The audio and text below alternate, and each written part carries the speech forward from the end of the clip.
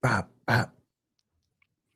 Okay, guys, welcome back to your Monday edition of Grimerica Outlawed Roundup, January 5th, 2026. Is this the first roundup of 2026? I guess it is. The Yes, first it is. weekly Monday one, we did sort of like a similar type thing last weekend, but First one, it's squatter removal and third term do over. I cannot guess yours. I don't you know. cannot guess mine. Because I don't know who's on a third term, or is this an insinuation that Trump's going to have a third term? I I'm going to talk to you about a theory at the end of my presentation. That's going to be. I ended up saving these takes on Maduro and Venezuela and all that. Right, I ended up saving them all, and then I thought, do I want to talk about it or not? And I'm like, yes, I got to talk about it. But then the problem is, then I end up with and then I don't want to leave any of them out, right? So then I want to include everything. So then it becomes this big. Then it snowballs into this massive thing. So I don't really like to talk about things that are so fresh and so big in the news, but I feel like this is an interesting one, and we should do it. So I've got a big thing on that. And at the end, I've got my theory that I just came up with, texting you and prepping for the show. Texting me? Yeah, when we were going back and forth and I was prepping for the show, I came up with I thought, oh my God, this is it. I know what's going to happen. Is it because of the extraction comment? You can't. No, I can't. No, it's not. No, I don't want you to guess now because I got a whole thing to go through first, and then you can. And I'm too good of a guesser. That's the real I don't want problem. you to ruin the. I'm too good of a guesser. That is the problem. Actually, a lot of people freaking out on all sides again. I mean, this is just an amazing time. All kinds of stuff going on. People are freaking out. People are like, "Don't you dare call for the kidnapping of our prime minister." is that not laugh? Is that that's faux pas? Is it? Well, I'm gonna start with this. I guess it's treasonous if people joke around about like coming up here to kidnap other people. Man, they were saying also they were talking about doing way worse things to Trudeau. You know, it's kind of weird. It's like, well, he hasn't been indicted twice by the Supreme Court. well, I don't want to get into that until you do your thing because all my comments are going to lead to the same sort of conclusion, and it's just going to ruin your whole thing. But okay. Yeah, let's I did want to start with this. This is I'm going to go to the Hindustan Times. I don't know what this is. Is it probably some Indian newspaper? I'm assuming, but it is in English. So this says 1 million Indians in Canada lose legal status by mid 2026. According to data from Immigration, Refugee, and Citizenship Canada, or IRCC, approximately 1,053,000 work permits expired by the end of 2025, and another 927,000 will do so in 2026. Canada could soon have to come with a deluge of undocumented immigrants, nearly half of them from India, as record numbers of work permits expired in 2025 and will continue to do so in 2026. According to data from Immigration, Refugees, and Citizenship Canada, or IRCC, approximately 1 million work permits expired by the end of 2025 and another blah, blah, blah. These statistics were obtained by Mississauga-based immigration consultant Kanwar Sira, who shared them with the Hindustan Times. As these work permits expire, their holders go out of status, living illegally in the country. So we're about to have 2 million illegal immigrants that were, kind of quasi. So basically a bunch of the immigrants you've been seeing around, probably like every second one's going to be an illegal soon. Because it's not going to go, they're not going to go home, and because they're. I mean, how many do you think go home? Well, I mean, the way Canada's going, more than we think will go home. I don't know, man. I mean, didn't our population go down last month or last quarter for the first time? It did, but I mean, a lot of people are dying.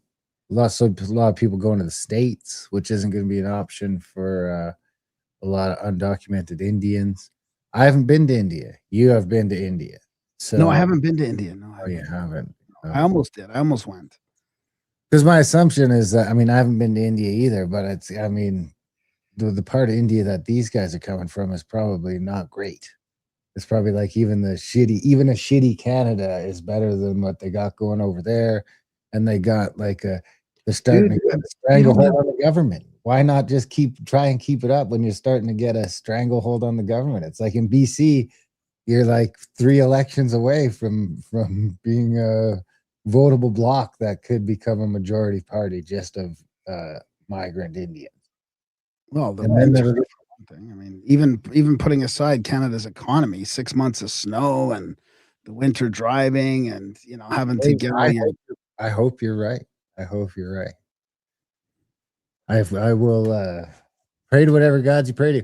Living illegally in the country unless they transition to another visa or obtain permanent residency. Each of these pathways has narrowed with the Canadian government, has continued the process of curbing immigration, particularly the non-permanent categories that include international students and temporary workers, while also introducing new norms to mitigate burgeoning asylum claims. It's going to get very chaotic, Sierra said, alluding to the number of immigrants in danger of losing legal status in the country. He pointed out that Canada has never had to contend with such high numbers of people going out of status. The first quarter of 2026 alone will have a record high of nearly 315,000 expiries. So that's like 100,000 a month. Can you even can you even fly 100,000 people out of the country? I guess you could, right? No, I don't think so. That's what, 3,000 a day? That's 3,000 a day. That's like 10 full flights, maybe 12. 10 if it's the big ones, 9 or 10, somewhere 9 to 12. In the last quarter of 2025, that number was over 291,000. And the crazy thing is, though, that when you are flying around and you talk to people that are flying internationally, the Indians still seem to be heading in the other direction. It's not when you fly to Europe, your plane's full. It's when you fly back. Well, here's the thing. Here's the thing right away, right? Which is glaring to me. So there's going to be a bottleneck. So there was no plan for this then, right? I mean, shouldn't the government, if you do that, if you bring in 1 million people, then you know that in 2 years or however many years, 3 years, they're going to expire, and then you have to deal with it, right? Has there not been any plan at all? These numbers are easy to plan for, right? Okay, now we have to re-visa 500,000 people every quarter or whatever it is. I think we don't even have the resources to do it. You should run for government. I mean, you could run the finance department probably with that. I mean, you're perfect for the job. Sounds like my business process re-engineering is there's no way I could apply that experience to the government. This phenomena, it's too doji. I would lose my mind. This phenomena of a growing undocumented population in the country has led to societal issues like encampments in wooded areas of the Greater Toronto area or the GTA like Brampton and Caledon. Yeah, did you hear about the encampments? No, that has to do with this. Yeah. Brampton-based journalist Nitin Chopra, who documented one such tent city there, said there was anecdotal information of out-of-status immigrants from India working for cash and fly-by-night operators, opening bureaus for marriages of convenience. Wow, that sounds great. Because I'm assuming that's like marry me for papers. I guess. You get paid for something like that? I mean, I don't know how that works. Groups like Now John Support Network, an activist group for workers' rights, are planning to protest the evolving immigration situation in January, including the crisis of expiring permits. What are they protesting? They knew this. I don't understand this. It's only for so many years. What are you protesting? Well, they were under the illusion that it would be a path to citizenship. You think it's infinity? Infinite? Infinite. So it's just infuriating, dude. I don't know. It's not the worst news though, right? I had an article to share with you, but I don't know what happened to it. It went, I guess this is a month or two ago, about a guy who was talking about the different types of people that come over and the crime syndicates and the different culture, right? Like my mom, I remember my mom telling me, because she lived in Uzbekistan, right, which used to be part of the USSR, right? And then when it split off on its own country, when Russia, when the wall fell and all that happened, right? And she would tell me that she learned from living there and all that they have a completely different idea of cheating and all this stuff, right? Like she said, well, the Russians don't, they just think it's normal to cheat, right? Like they don't think of it as we think, like, oh, you're cheating. They're just like, if you can cheat to win, then you cheat to win. Like it's a completely different thing. So, and that goes for other areas too, right? They have different ideas of what's okay, what's not okay. And when you send millions of men to our country and they just think it's okay to scam, like you don't have to work above the table, you just scam, do whatever you can to make ends meet. It doesn't bode well. It's a disaster waiting to happen. It's a disaster. Yeah. America frustrated over Minnesota. That's exactly what I'm trying to get at, Jim. But it's not necessarily. It doesn't have to be a race thing. It's more of a culture thing. And if we allow it to, like, we shouldn't allow it to happen. There shouldn't be a two-tier justice system. It should be here. You come over. These are our laws. You follow the laws, and they get upheld like they should, equal and fair to everybody. But that's not the way it is. So that's why it feels like a controlled demolition. Controlled demolition. Well, obviously, you must have heard about this already. Our finance minister, ex-deputy, what's going on? How come it ain't working? Is it frozen? Why is it frozen? It just didn't. I don't know. It was spiraling. Mine, it's all frozen still on my end. I can't see shit. Well, it is cheating, Rob. Doing whatever to win is not cheating. Of course it is. Use the best tactic to win versus losing. You can't say that. I mean, you obviously have to follow some social norms or unwritten laws or real laws in order to win. You're not supposed to be able to just cheat to win.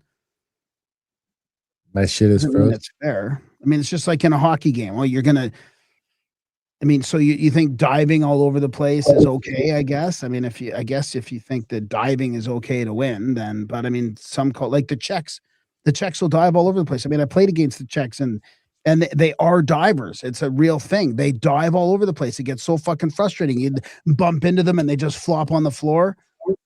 That's their way. But I mean, I don't know. I don't see the respect and the honor in that.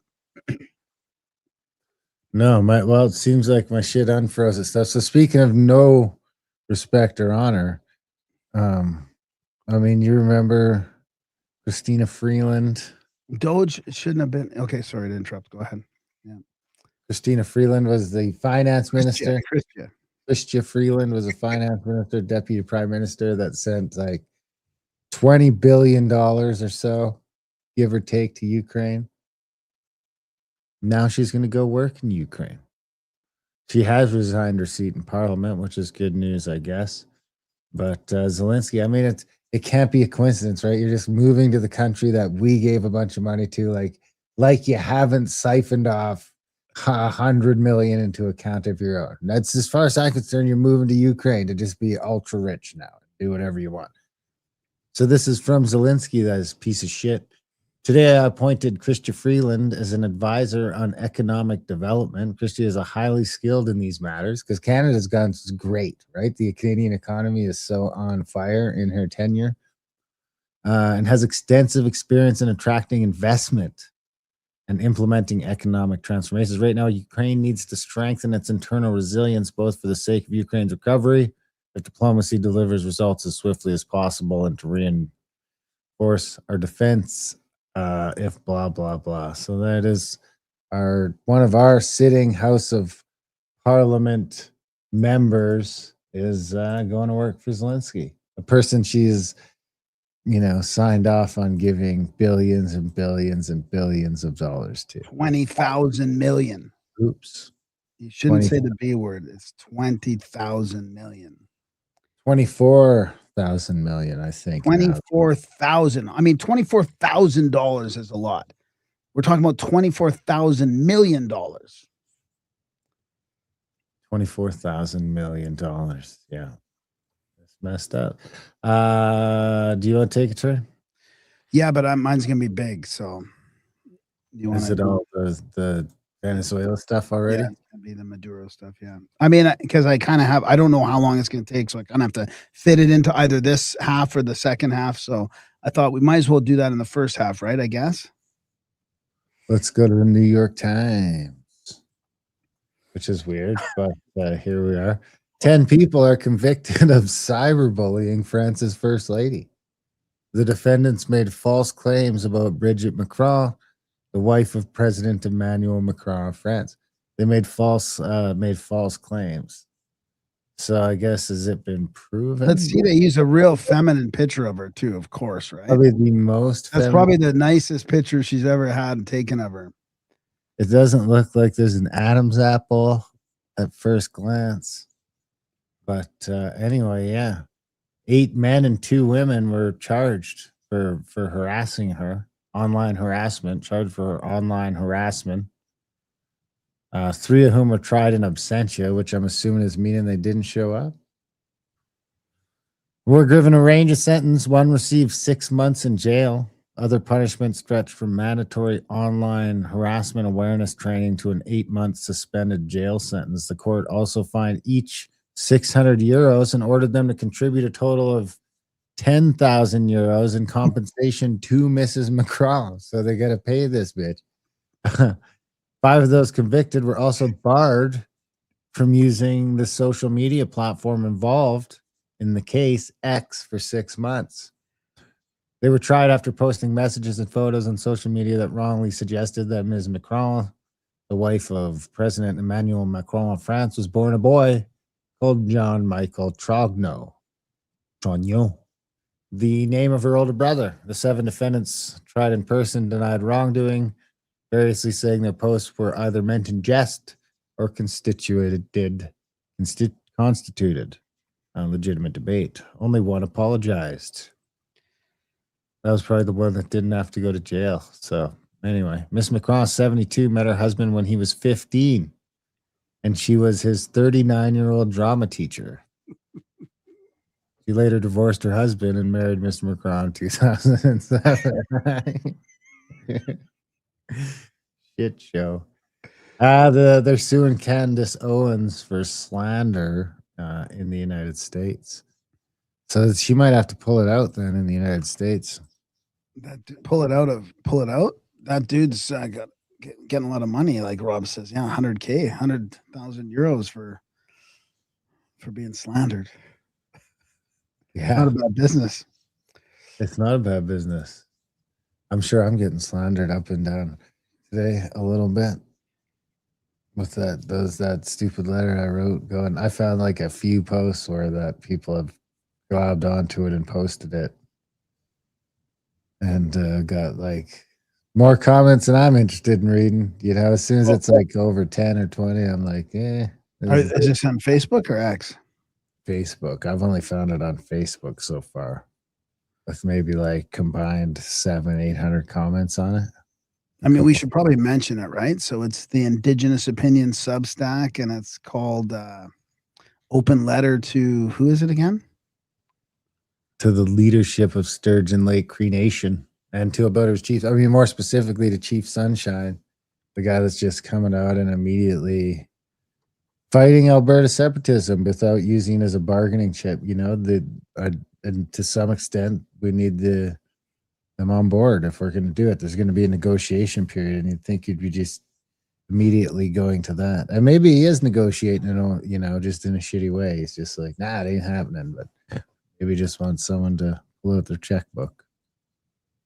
Or he's getting paid already to push back. Well, that's kind of the point of my letter. But the interesting thing is that it did get almost big enough to warrant a response. From him? Yeah, I doubt it'll happen, but it's like, I mean, it's not as big as his, but the reaction is more positive than it was to his. Right. Sunshine go away today. Yeah. It definitely got big enough. I mean, it's more viral than anything I wrote, for sure. It got read thousands and thousands and thousands of times. What is more viral than what you wrote? Actually, you know what? That glyphosate thing was probably more viral. I think that got read like 17,000 times. But this one got read probably, 5, 6, 7,000 times now. John's asking, do you think we're at a spot where Albertans can discuss separation openly? I don't know if you mean like openly in social environments or openly on the internet. We are discussing it openly online. it's just getting attacked really hard from the right You and can the go sign the papers right, now. not the right, the east. The offices are open right now. There is a petition out, right? The petition has started. So the petition is out. Yeah. So we can vote. We can. I think we need maybe 200,000 votes. 177,000, I think I saw. Yeah, maybe 177. Basically, call it 200,000 is probably the safest bet. So we'll see what happens. And then it gets put on and then it gets put on like an official referendum, right? Like a ballot referendum. Then it gets put on an official referendum, which would happen this October. This October. So they have a year, not less than a year. So 9 months basically to get 200,000 signatures. No, I think you need the signatures by May. Oh, right. It's only 3 months or something. Yeah. 3 or 4 months. Okay. Which should be fine because I think they had like 400,000 or 500,000 of the people that signed up and pledged to sign it. Oh, wow. That's great. So we'll see what happens. Yeah, that's going to be interesting. I mean, it's going to be, people got to get thick skin. They're going to attack it hard. I mean, X is already filled with so much hate about it. It's annoying to me. I got to stay off X. And just try and like separate out prepping for the show and stuff like that. Cause it's just, it's infuriating. Like, why don't you look at why people want to separate? Like, there's no fucking self at all. No, like looking at what's going on in the country for the last 10, 12 years, why people are not happy. Like, come on, hold your side accountable for something. I mean, that's what the right is different than the left in the States and in Canada.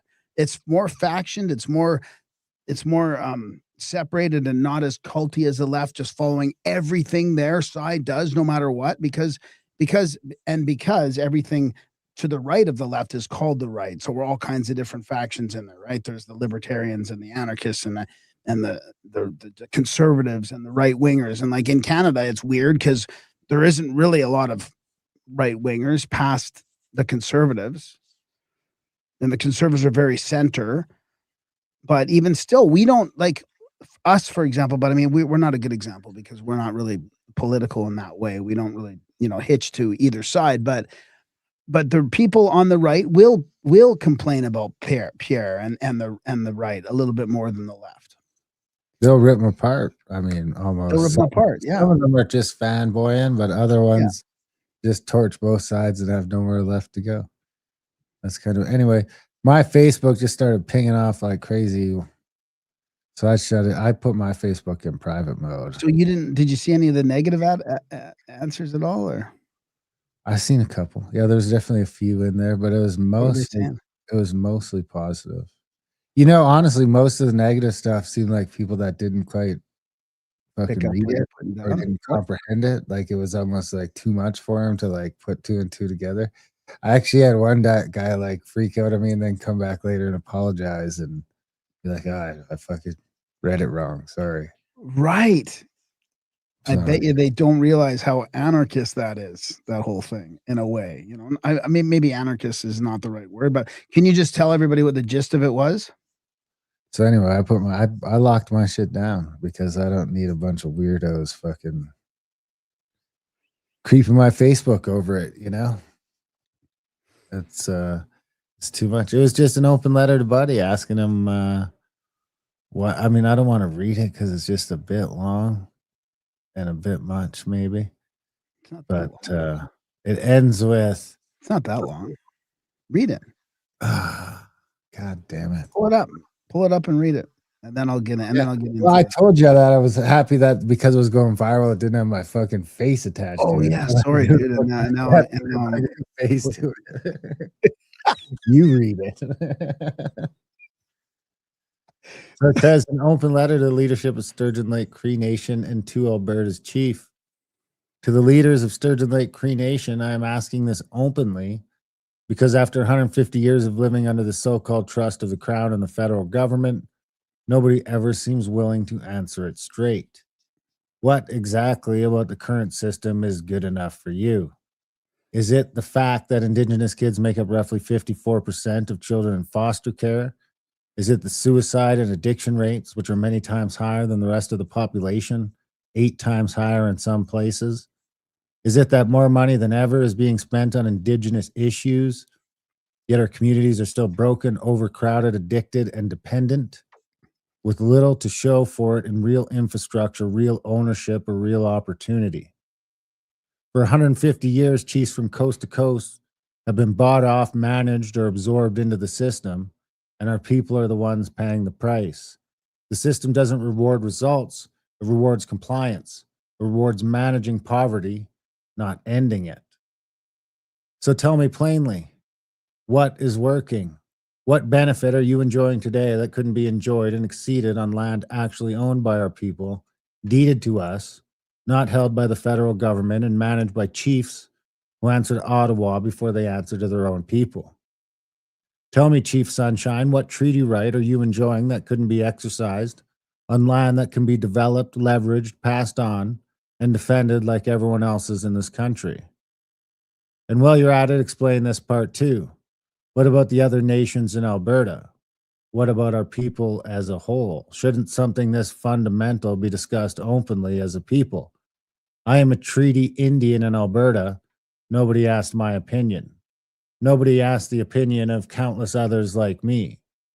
Yet decisions are announced, statements are issued, and positions are blasted all over social media in some pathetic attempt at relevance, as if a Facebook post counts as consent. So again, I ask, what change are you actually against? Are you against our people owning land outright? Are you against breaking permanent federal control? Against ending a system that has produced dependency, addiction, and despair for generations? If the current system is so good, then defend it honestly, not with slogans, not with lectures, not by calling anyone who questions it a sellout or a traitor. Defend it with results. Explain why, after 150 years, we should believe that more of the same will somehow fix what it created. Our people deserve an answer. So yeah, that went viral, and now I like it a lot. I had to shut my Facebook down, and Because he was pushing back against the separation pretty hard, right? yes, I think he challenged it in court already. It's like I would be making a list of demands. So first of all, I'd be forming some sort of fucking council between the separated bands in Alberta and say, how are we going to handle this? You know, and everyone needs to be, there should be town halls on this shit. It's a unique opportunity, a real unique opportunity. So we'll see what happens. At first, I thought there was something in there about the government, being able to actually kind of have access to our land, even over and above the treaty land, like what we talked about with the city of Calgary on the show last week. That's a different issue, right? That's a different issue. You got to deal with one thing at a time. Yeah. And like I say, I think that the Chiefs are a problem because they're getting paid, and now we don't.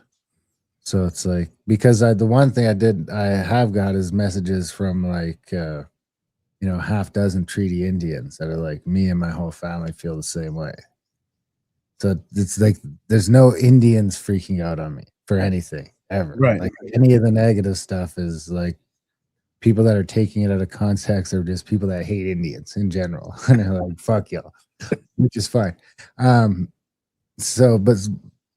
from the native community, the response has been so far 100% positive. And this is kind of going back to the core problem with what's happened with the Truth and Reconciliation Committee and with the land acknowledgements and all. Like, people are getting this fatigue, right, with the whole woke signaling about the indigenous. It's working against the communities, right? Just like it worked against the Black communities, and Black Lives Matter worked against it, and affirmative action works against it in the States, like all that stuff.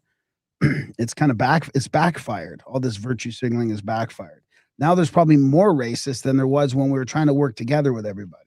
Yeah, and somebody's stealing the money. Like, I don't know where the fuck money's going, but somebody's stealing it. I don't know if it's the Chiefs or if it's a bunch of people along the line, but someone's stealing the money. I don't know where the fuck it's going. I ain't getting any of it. I ain't getting a dime of it. So and from what I, the people I'm talking to on my reserve aren't getting any of it either, and they're all poor as shit. I mean, I talked to my buddy so I have a good friend that's on my reserve quite a bit doing construction, and he's like, it looks like fucking Afghanistan, man. He's like, it's like be glad you're not living there. So it's like, where's the money going? And the thing is that it's like the Chiefs are doing all right, but I don't get the sense that they're multi-millionaires either. You know what I mean? So it's like there seems to be money getting siphoned off at all levels, and I'm not giving the Chiefs a pass because I think they are taking lots of it, and they're not. But it's probably an NGO network too, and yeah, exactly. It just seems like it's too much. If the Chiefs were all taking that much money, there'd be like they'd have to be much better off unless they were just stashing it someplace. But some of them wouldn't be, and even the ones that are doing really well aren't doing like 8 figures well. It's like a 7 figures well, or maybe low 8s well. But it's like we're talking about $60 billion or something like that they're throwing at this fucking thing a year. Where the hell is that all going? That's $100 million per reserve. $100 million per reserve. Where the fuck did that go? Yeah. There's only 2,500 people on my reserve. So $100 million a year, that would be like, either my chief has to have all shitloads of money, which he doesn't really, he's, like I say, he's got a nice truck and all that kind of stuff, but I don't get the sense that the dude's stashing, he's got millions and millions of dollars. The Indians are good at hiding money, man. We just fucking spend it. So if that was 100 million going to my res, we're talking about what, a 25th of a million each, or 250 or whatever it is, man. It's like a measurable amount of money. It's a measurable amount of money, fucking 50 grand, something like that. Anyway, my whole point on this at the end of the day with it is like, A, I want to separate. And B, I want to, this is a chance for us to just not have this stupid Indian Act and everything else. I mean, we figured out whether it's maybe you're a province in the new country and you have jurisdiction there and you're in charge of the cops and you're in charge of that. But, we could figure out something that's fucking better than this easily. Exactly. And we'll never have a stronger negotiating thing with any government than we have with this government, with this movement right now. That's a really good point. If all the fucking Indians got behind it, then it'd just be like, seems way more likely to happen. You're going to work yourself into a job here. Oh, dude, I'm already fucking kidding. Dude, these guys were emailing me before this shit. You're like, look, I have a podcast. Yeah. Before you fucking get all excited about me coming and helping you out, just look at my Twitter account, please. Look at my podcast. You got to know what you're dealing with. Yeah, we'll never have a stronger negotiating thing to just start moving forward with all of it behind us. Like, actually, whether it's fucking land, whether it's a couple, I don't know what it looks like. No, ideally nobody's happy. The Indians are kind of pissed off and the fucking whites are pissed off too. Nobody's sort of happy, but in 10 years, it's a fucking bygone thing that nobody even thinks about anymore because it's done. We signed on the line. We made the fucking deal. We can move forward in a new country that's extremely fucking wealthy. That's the thing to think about. It's not like we're broke and we got to make a deal. It's like we're sitting on the 3rd largest oil reserve in the world. We got a shitload of natural gas. So it's like we have money coming out of our fucking ears. Even if oil gets cheap, it don't matter. We'll never have a problem selling oil, whether it's to the States or to someone else. So it's like there's enough money to make some fucking deals that are worth paying attention to. And the Indians are on the land already. So it's not like there'd be a huge pushback from saying, all right, carve it up. Because that's what I'm saying is it's time for the fucking chiefs and shit not to be in charge of all this land. It's like time to carve it up, man. It's for the people so they can build it up. They can do what they want with it. They can mortgage it. They can pass it down. They could, whatever they want to do with it. But it's time for the reserves to be divvied up and given to the people. And to see if a country can actually make it without starting fresh, without all this corruption. It looks like on paper it can do it budgetarily, right? Like with expenses and all that, and revenue and taxes and the pensions. Like, just cut out all the corrupt shit, start from scratch, a small country, lots of resources, give it a go, see if it can work. Like, oh my God, it's so exciting. And people just flipping out about it. Flipping out. Freaking out. I mean, the East is just freaking out. So I don't know. Should we get into? Oh, we better not get into it. I don't want to get Kyle in trouble. What? No. Oh, and the thing, well, I got to do this other thing first. Okay. All right. Tell me this ain't the most dystopian. Well, technology and nature. Oops, the dystopian. Blah, blah, blah, blah. Tell me this ain't the most dystopian thing you've ever seen. Well, technology and nature are often at odds. In the name of progress, the natural environment can often suffer. But a scientific breakthrough in Europe could help us reduce pollution concerns right around the world. As the global population continues to rise and our major city centres contend with pollution, scientists have been working fervently to find a solution. Enter Liquid 3, also known as the liquid tree. Developed in Serbia, this clean energy project is designed to replace the function of trees in heavily polluted urban areas where planting and growing real vegetation is not viable. The Liquid 3 acts as an algal photobioreactor. Air pumps suck in pollution, the microalgae feeds on the carbon dioxide and releases oxygen as a byproduct. It uses microalgae, which are basically very similar to plants. They perform photosynthesis, they catch carbon, they emit oxygen. The reason we are using microalgae, in addition to be very efficient when it comes to carbon removal, is that they can sustain a huge amount of pollution. They don't care about carbon dioxide. They basically love to have additional levels of carbon dioxide. Don't all plants love to have additional levels of carbon dioxide? Yeah, they do, but you can't plant them all in cities, I guess. So you just put these huge vats of green goo. It makes me think of Soylent Green. Yeah. Where Liquid 3 really thrives, Good idea. It's like alchemy. in spaces and areas that are impacted by council planning and regulatory restrictions. Pedestrian areas, tunnels and metro stations are all prime locations for installation. A couple of these in a small area that has basically a limited airflow would make a difference. Currently, the best impact would be in parkings, maybe closed parkings, or in metro stations, because you cannot put any greenery there. Nothing would survive, basically, and Liquid 3 will. With global concerns surrounding... But he's in his bathroom, I'm pretty sure. and carbon He's doing footprints and liquid net too. neutrality, the Right? Isn't this the shower He's curtain? doing liquid too. That's the thing. Anyway, so I got that, and then I'll get this one before you get into your long thing, because it'll be hard to transition out of that once you're into it. Have you ever heard? So this is interesting because we had it's AI, so sorry for that already. But who do we have on talking about information? What was his name? Information First. Information First. Oh, Ryan Kralik. Ryan Kralik. So this is the second law of infodynamics, which made me think it's kind of a long clip. We can stop it or we can let it go. We'll see how it goes.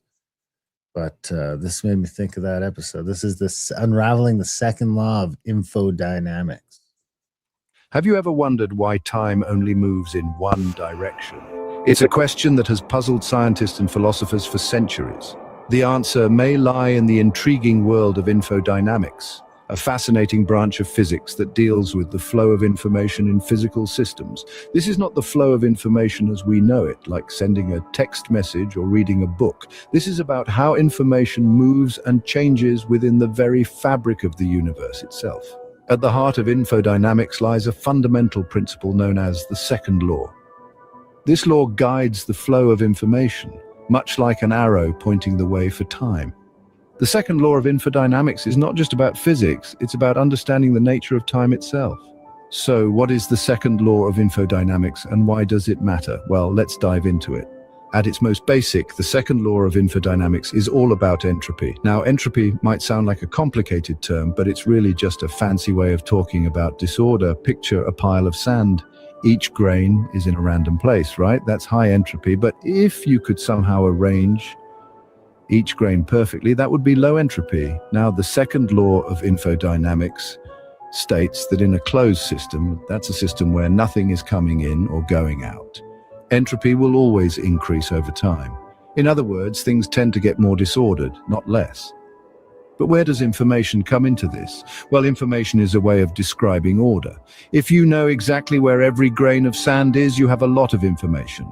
But as the sand pile gets more disordered, you lose that information. It spreads out and becomes less ordered. This law also gives us insight into why time seems to move in one direction. You see, if you watched a movie of a sand pile becoming more ordered, you'd instinctively know it was being played in reverse. Why? Because it contradicts the second law of infodynamics. Things get more disordered as time goes on, not less. So the second law of infodynamics. So this obviously relates to AI and the entropy that Adam Curry is always talking about. Isn't just about entropy and information, it's about the fundamental nature of time itself. It's why we remember the past, but not the future. Why we can make choices that affect what happens next, and why we grow old. In essence, the second law of infodynamics is what gives time its forward direction.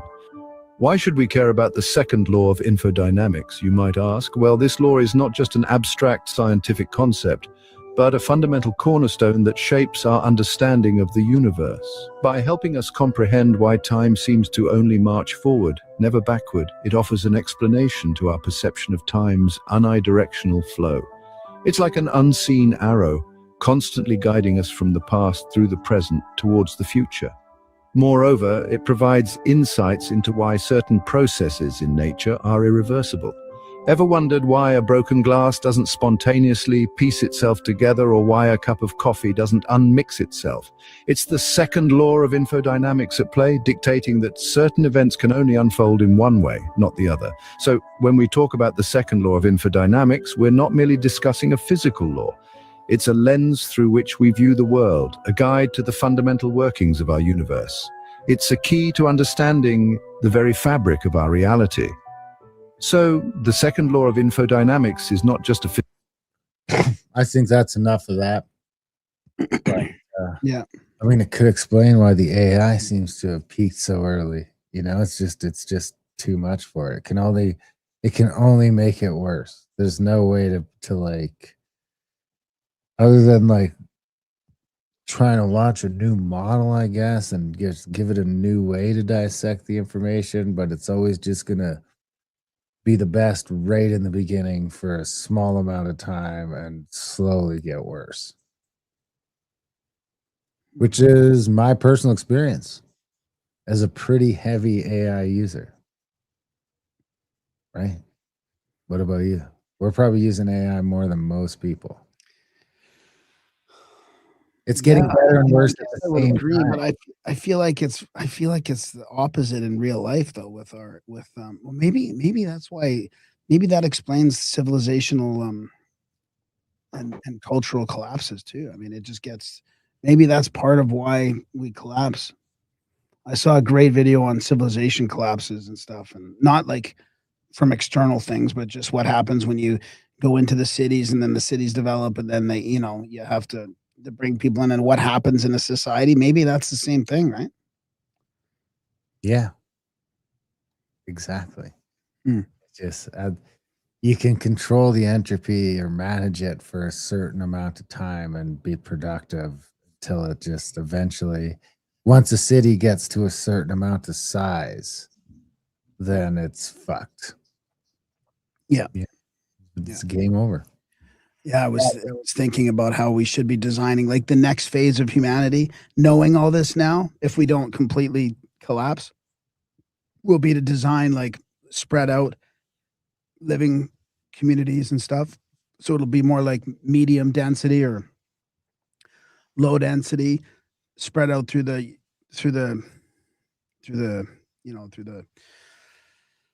the woods or wherever, you know, the acres and acres upon land that are on the earth, and we'll have to spread out a little bit instead of going so high up and so concentrated, and have things kind of more locally sustainable. Well, I got one more. Okay, well, let's do this. What do you have for the second half? Why don't I save all that big segment for the second half on the Maduro stuff and Trump and all that, and then I'll do a couple like esoteric things in here for the end of the first half. Could do that. Could do that because we're almost out of time. Yeah. I got this one here, which is actually this chick is new mayor Mamdani. I got just looking at that guy. He looks like fucking trouble. He looks like trouble with his slick suit. I mean, he looks like a villain. He looks like a villain. He looks like an arch villain, but I might just be racist. Anyway, this is his tenant director, C. Weaver. Will transition from treating property as an individual good to a collective good. Whites especially will be impacted. No way. Anyway, you ready? Just picking out why will the white? Oh my God. Okay, do it. Go.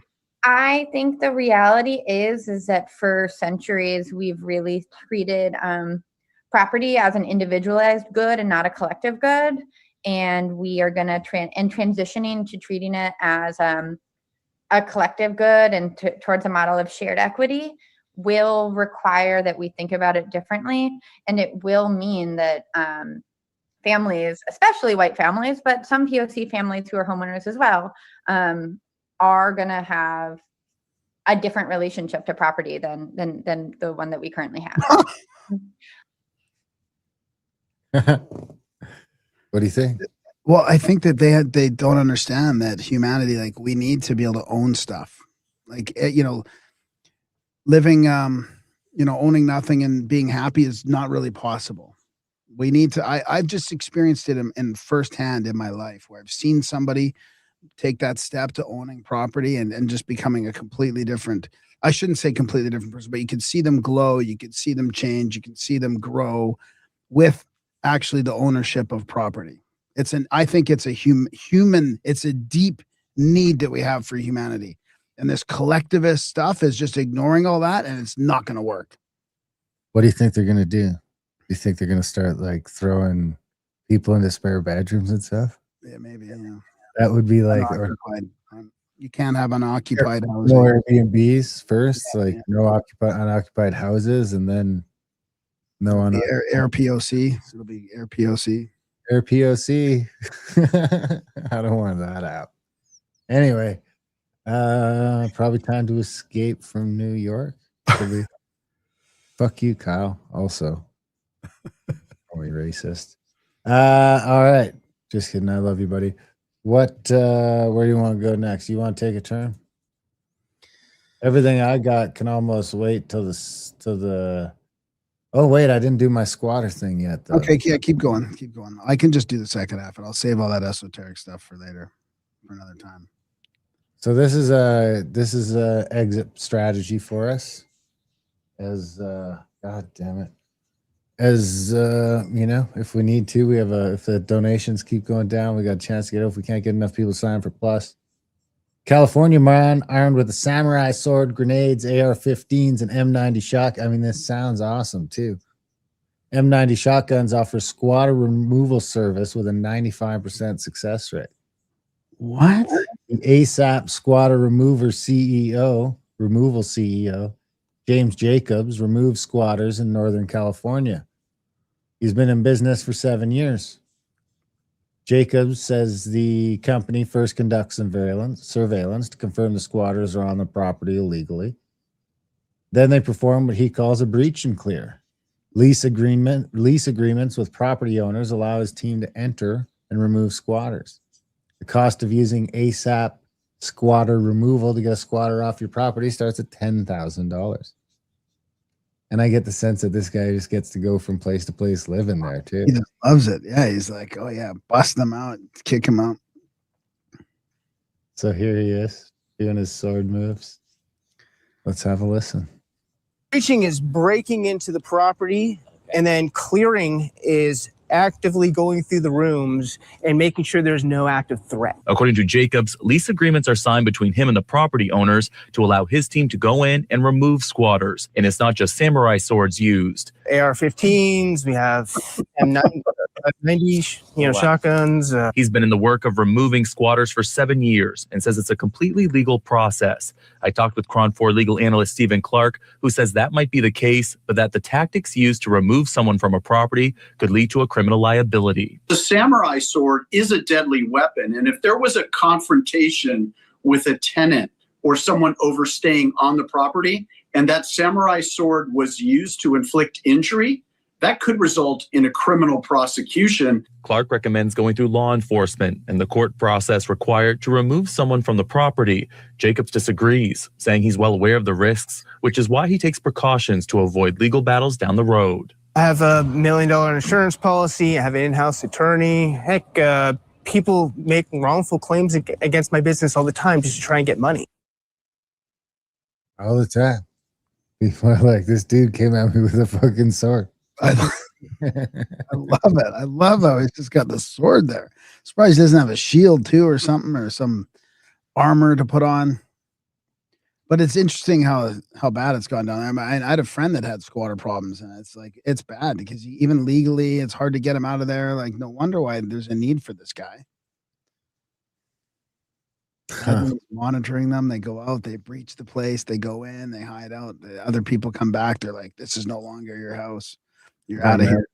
Squatter removed. Beware the eviction samurai.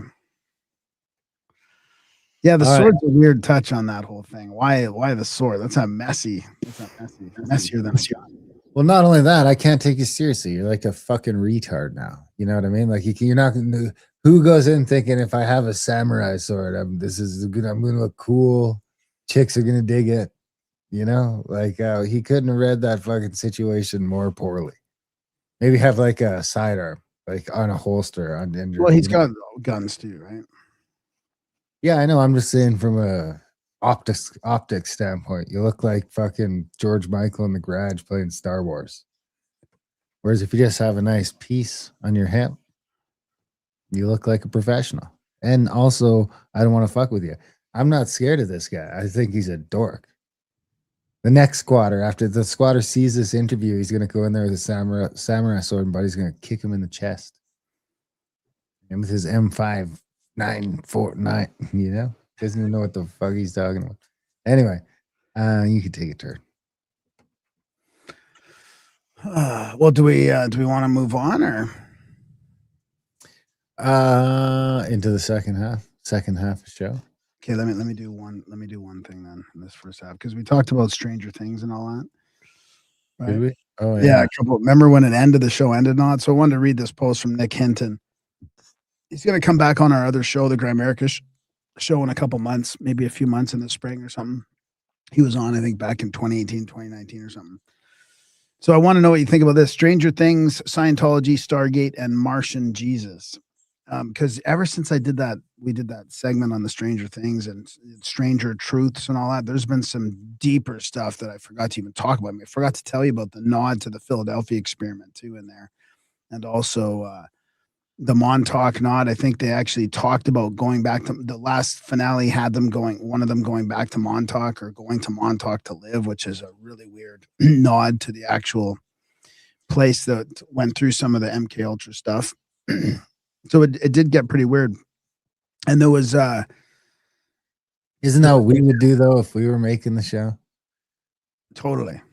You know, if we got, I mean, throwing it out there, if someone wants to like hire us as consultants for some sort of weird Stranger Things show like that, we would be great consultants. We have heard it all from over 1,000 people.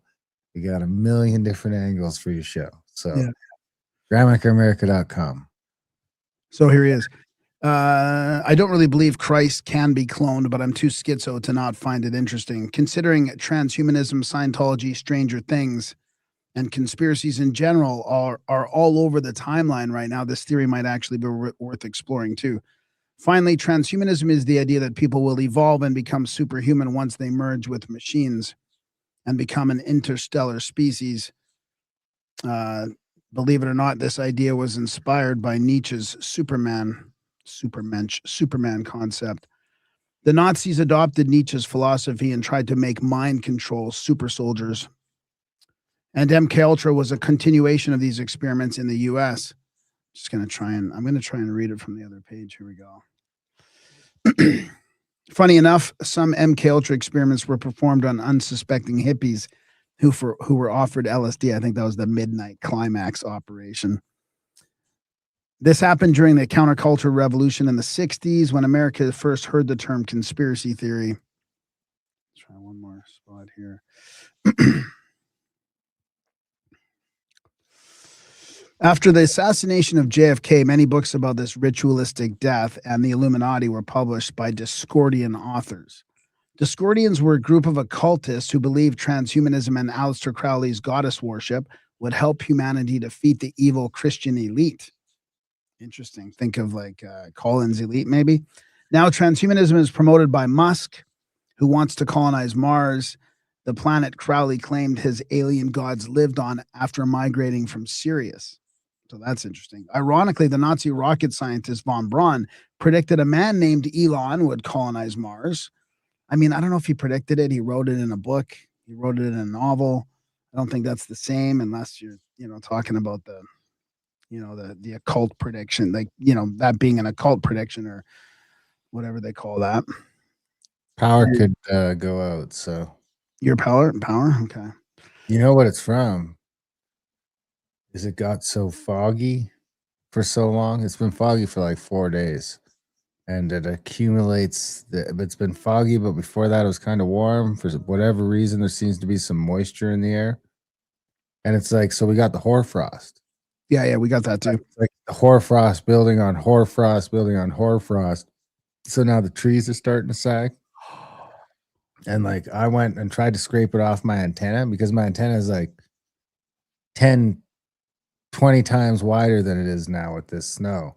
And it's like, I notice it's just going crazy when I'm driving down the highway and I don't want it to break off. So I just went to scrape it all off and it's pretty solid. It was on there pretty solid. And so the power lines are covered in this shit too. Oh my God. This is like the ice storms. This is kind of what happened. And there was just a little bit of wind when I was driving to town the other day and you could see them all just shaking. And I was like, man, if it gets windy.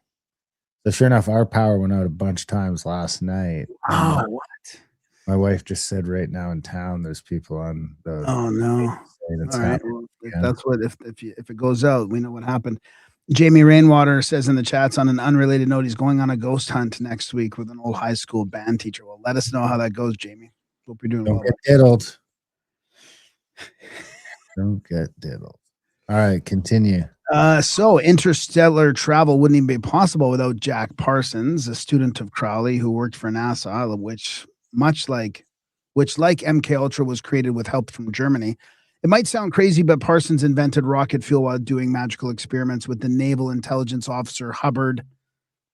I didn't know L. Ron Hubbard was Naval Intelligence, or is that just the OSS before CIA? Because this all happened right around the beginning of the CIA. Yeah, I don't know. I wouldn't be surprised. In fact, they tried to summon Crowley's mother goddess together in 46, right before one of the biggest UFO waves in American history. We've talked about that a lot. Then Hubbard went on to found the Church of Scientology, which promises its members immortality through cloning and other space-age technologies. However, Hubbard and Parsons both wanted to be the Antichrist, so they started a magical war with each other. Supposedly, this is why Parsons died in a chemical explosion in 52. Afterwards, his witchy wife went insane and started having visions. She said alien saviors from Mars would rescue people in UFOs during the apocalypse her husband had intentionally initiated. So we're getting back to Mars again here, right? Saviors from Mars. Parsons believed the mother goddess he summoned would bring about the end of this age, allowing a golden age free from religion to begin, or what Crowley called the new aeon. According to followers of Crowley, the new aeon will belong to magical kids called moon children. And speaking of that, and I don't think he puts it here, but Trump was born on the next full blood moon after that Crowley ritual, and he's bringing in the golden age. So, I mean, that it's just kind of too weird to be coincidence only. With all this in mind, isn't it strange that the White House is tweeting about the golden age? Isn't it strange that Epstein is in the news too? Apparently, he was sex trafficking people for a transhumanist agenda. Even more odd, some of his surviving victims claim they were abducted by UFOs at his ranch before being operated on.